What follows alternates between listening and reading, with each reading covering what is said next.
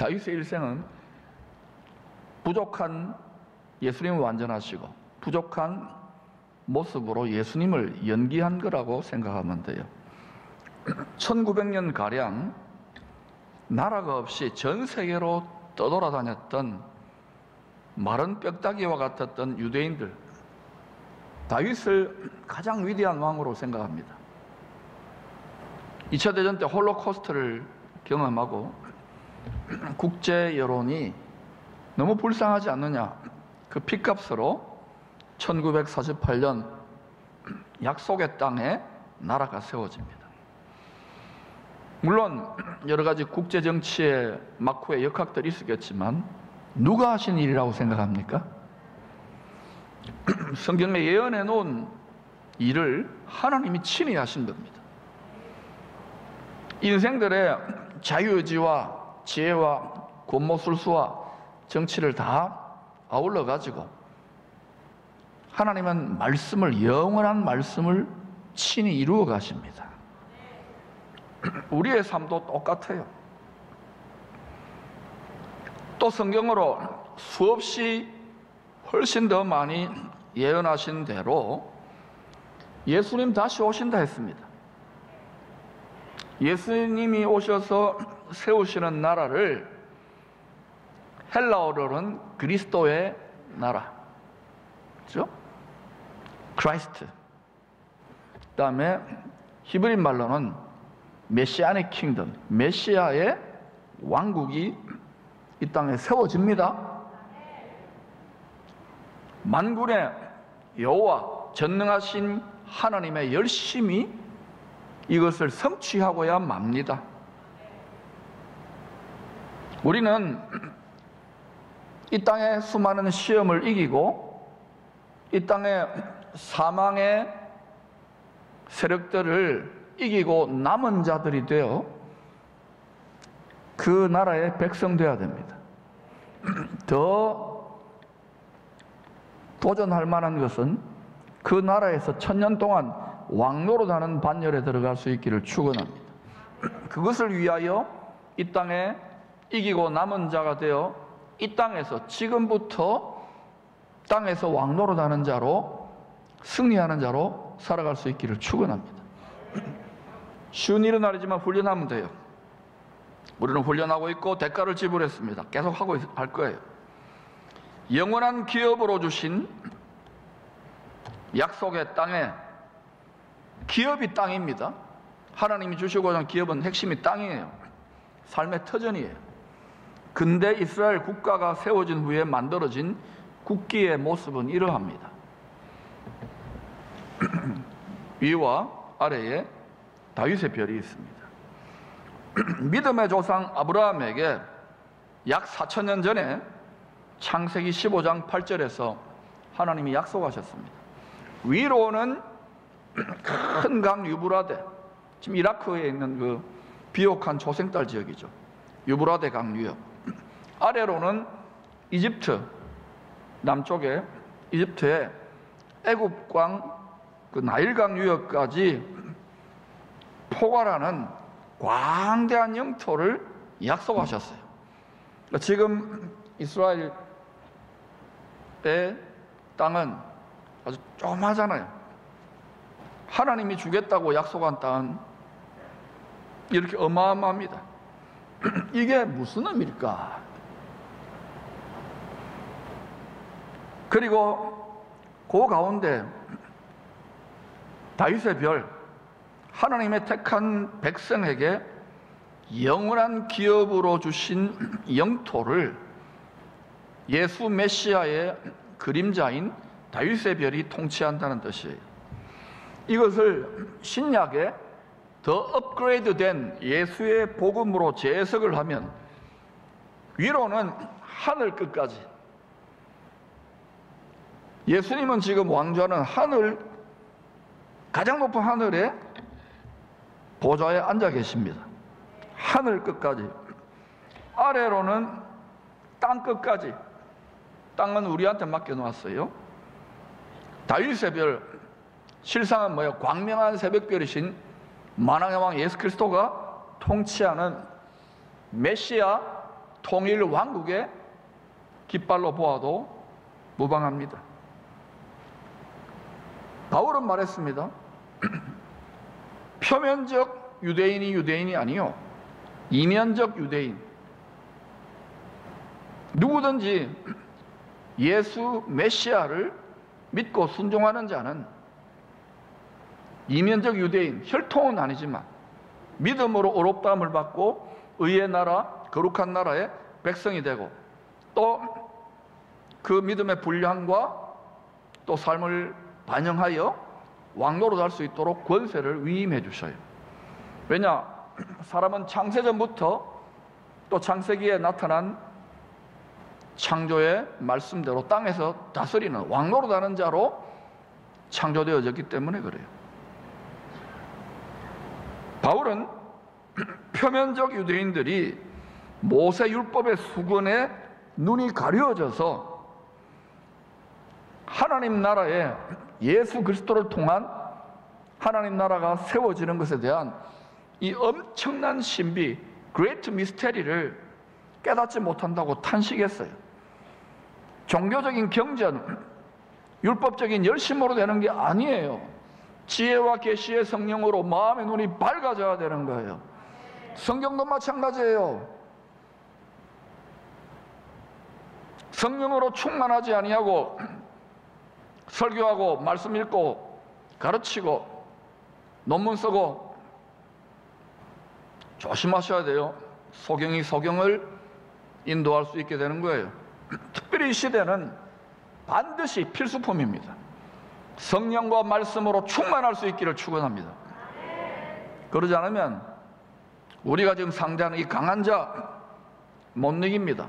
여러분 여기에 지금 종교활동하러 온 게 아니에요. 철학적인, 관념적인, 윤리적인 좋은 이야기, 텔레비전하게 들을 수 있는 이야기 들어오는 게 아니에요. 사느냐 죽느냐, 축복이냐 저주냐, 기적이냐, 하나의 종교 노름이냐, 하나님의 전능하신 분의 생명의 말씀, 내 삶의 문제에 절실하게 역사하는 문제를 들어온 거예요. 각자 믿음대로 듣는 거예요. 그럴 때 2000년이 지난 요즘 표면적인 유대인들 중에서 조상 때로부터 기다려왔던 메시아가 예수님이라고 하는 사실에 점점 눈을 뜨는 메시아닉 주들이 갑자기 폭발적으로 증가하고 있는 거예요. 이게 무슨 의미인가? 메시아가 다시 오셔서 자신의 나라를 세울 때가 점점 가까웠다는 거예요. 마귀도 이 세상을 자기 집으로, 자기 세상으로 건축하기 때문에 이 세상을 분명히 성경에 예언해 놓았습니다. 큰 성 바벨론 시스템처럼 만들어 가지고 모든 영역을 하나님의 택한 백성들이 그 나라에 못 들어가도록 모든 수단과 방법을 가리지 않고 가로막을 거예요. 그러므로 반드시입니다. 싸움은 벌어졌어요. 영적인 싸움은 이겨야 되는 거예요. 그래서 대가를 지불하고 쉼없이 훈련하며 전진해 왔고, 이제는 돌파는 끝났어요. 이제는 정복하고 승리하여 갑절의 전리품을 취할 수 있기를 축원합니다. 각자의 영적인 상태가 다 다르지만은 이미 돌파가 끝난 성도들이 있기 때문에 지도자와 함께 전진할 수 있기를 축원합니다. 그리고 또 계속해서 새가족들의 연약한 성도들 일으켜서 계속 땅 끝까지 전진하는 거예요. 사무엘하 7장은 다윗이 약속의 땅에서 40년간 왕노릇하던 집권 후반기에 일어난 이야기입니다. 악한 영에 사로잡힌 왕으로부터 하나님이 다스리는 나라, 하나님의 영이, 하나님의 말씀이 통치하는 나라로 회복을 시키고자 다윗은 처음에는 혼자 시작한 거예요.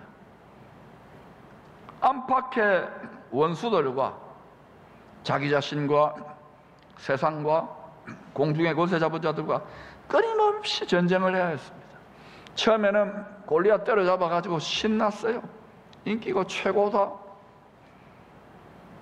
근데 하나님의 깊은 섭리 속에 원수가 얼마나 강한 자인지를 깨닫도록 혹독한 연단을 경험했죠.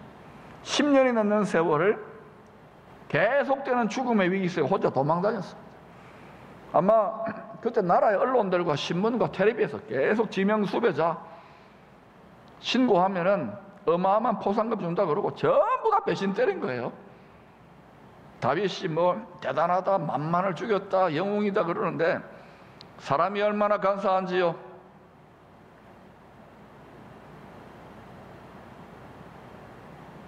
배신을 당해야 하늘의 왕이 됩니다. 아멘을 안 하시네. 요셉 보세요. 다윗 보세요. 욥 보세요. 예수님은 온 세상으로부터 배신당했어요. 정죄를 당했죠.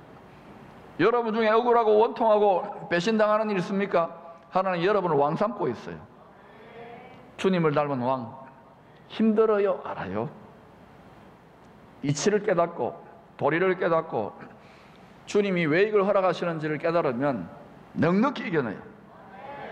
우리 세대들은 오랜 시간이 걸렸다면 우리의 다음 세대들은 의인의 지름길로 경험적이고 성경 종교적인 지식이 아니라 승리의 원리를 제대로 가르쳐서 지름길로 시간이 많지 않기 때문에 무장시킬 수 있기를 축원합니다. 특별히 여러분의 자녀와 다음 세대들을 훈련시켜야 되는 거예요. 그러려면 훈련시키는 부모와 교사들과 기성세대들이 연단되어지고 훈련될 수 있기를 축복합니다. 끝없이 전쟁했는데 전쟁만 계속하는 게 아니에요.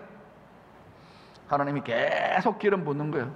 세 번으로 나오지만 성령으로 아침마다 신선한 우유가 배달되듯이 fresh anointing, 신선한 기름 부으심이 하늘 보좌로 계속 부어주셔서 공중의 권세 잡은 강한 자들과 싸워 이길 수 있는 탁월함의 기름 부음을 부으시고 점점 승리하기 시작하는 거예요. 그래서 이제는 역전이 되고 다윗의 집은 점점 강성하여지고 계속 이기니까 전리품이 막 쌓여지는 거예요. 가장 부국강병 막강한 나라가 되어서 태평성대를 이루게 되는 거예요. 여러분도 거룩한 나라입니다. 여러분도 왕들과 제사장들로 부름받았습니다. 이 똑같은 원리가 여러분의 삶에 일어나는 거예요. 싸움도 안 한다. 영적인 씨름도 안 한다. 아예 나는 노예로 살기로 작정한 거예요. 그러나 우리 공동체에 이 대가를 지불하고 돌파구를 열고 정복하고 역전하고 전리품을 취하는 성도들이 많이 일어났어요. 할렐루야. 그러므로 올해부터 시작되는 거예요. 갑절의 전리품을 취하시기를 축원합니다. 이 태평성대의 때에, 이 형통의 때에 다윗이 아버지 하나님 모시기에 기특한 생각을 하는 거예요. 나는 왕이 되어가지고 화려한 향기로운 냄새나는 백향목으로 만들어진 궁전에 살고 있는데 진짜 왕이신 만왕의 왕 하나님의 은혜의 보좌가 있는 하나의 상징물이죠. 법궤 위에 은혜의 보좌가 있잖아요. 이 법궤는 허름한 저 천막 같은 다윗의 장막에 있구나. 마음이 막 양심에 가책이 들고 탄식이 일어나는 거예요. 그래서 다윗의 마음에 하나님 아버지하고 영원히 함께 살 집을 여기 이 땅에 지어주고 싶어요. 아버지 집 지어줄게요. 요 소원을 갖고 나단 선지자에게 말했더니 나단 선지자가 그 말을 듣고 밤중에 기도하다가 다윗을 향한 어마어마한 축복의 말씀을 받는 거예요. 그 내용이 사무엘하 7장 4절부터 17절까지 내용입니다. 첫 번째, 다윗의 이름을 위대하게 만들어주겠다고 합니다. 위대하게. 두 번째, 하나님의 택한 백성을 위하여 한 곳을 정하여 그들을 거기 심고 영원히 살게 할 것이다. 악한 원수들이 해치지 못하게 할 것이다. 새 예루살렘 성전이죠. 셋째, 모든 원수에게서 벗어나 편히 안식할 수 있는 영원한 집, 영원한 처소를 내가 건축하겠다. 주님, 우리 집 지어주러 좀 갔다 그랬지요? 때가 되면 다시 오신다고. 다부동 전투하시러 다부 돌아오셔요. 그러니까 영적인 속사람의 성장만큼, 속사람이, 그 사람은 덩치가 말만 한데 속사람은 어린아이면은요, 어린아이의 말을 하고 어린아이의 생각밖에 못해요. 너무 야단치지 말아요. 못 알아들으니까 그냥 품어주는 거예요. 투정부리기 때문에. 그러나 속사람이 장성한 사람들은 어차피 고생한 거니까 영원한 영광을 위해, 고생도 나기 좀 상급이고 영광이고 멸류관이니까 그렇게 품고 공동체를, 이 민족을, 열방을 축복할 수 있기를 축원합니다. 기쁨으로 감당해야 돼요. 자, 그렇게 분별할 수 있어요. 그런데 하나님을 마음을 다해 사랑하는 자들, 곧 그 뜻대로 부르심을 입은 자들에게는 모든 것이 합력하여 선을 다 이루도록 아버지가 미리 판을 다 짜두신 거예요. 그런데도 이게 우리 삶에 작동이 안 되는 이유가 뭐냐? 우리가 아버지를 신뢰하지 못해요. 아버지를 믿지 못해요. 그리고 이 눈에 보이고 귀에 들리는 세상의 소리에 자꾸 귀 기울이기 때문에 끝까지 지키지를 못하는 거예요. 이 초심, 처음 믿음, 처음 사랑, 처음 은혜, 처음 열정을, 처음 의지를 끝까지 믿고 밀고 나가시기를 축원합니다. 이 과정에서 저항을 경험해요. 이 과정에서 눈물이 나고 이 과정에서 의심이 오지요. 그러나 계속 믿고 가세요. 그래서 이 영원 불변하게 기록된 말씀, 영이 아니라 이 기록된 말씀이 너무너무 중요한 거예요. 이거 모르고 은사받고, 이거 모르고 환상하고, 이거 모르고 예언하면은 저는 인정 안 합니다. 이거를 한 10번, 100번은 읽어야 돼요. 날마다 24시간 불가동으로. 말씀이 육신이 되고, 말씀이 여러분의 속사람의 육신이 되어가지고 말씀으로 꽉꽉 들어차야 그래야 속사람이 자라나는 거예요. 그때 여러분의 모든 신령한 은사와 모든 그런 영안들도 다 의미가 있는 거예요. 할렐루야. 그러나 하나님 아버지께서 함께 영원히 거할 안식의 처소에 들어갈 약속을 우리에게 주셨더라도 들어가지 못할 자가 있을까 두려워하라 그럽니다. 그러면서 히브리서 3장과 4장에서 집중적으로 경고하고 있어요. 왜? 자식들 다 들어가자고. 3장 18절입니다. 히브리서. 또 하나님이 누구에게 맹세하사 그의 안식에 들어오지 못하리라 하셨느냐? 곧 순종하지 아니하는 자들에게가 아니냐? 믿는 것과 순종 같지만 다릅니다. 믿는다 그러고 순종 안 하면요, 하나님 아버지가 맹세했어요. 그의 안식에 들어가지 못한다. 안식이 뭔지 아시죠?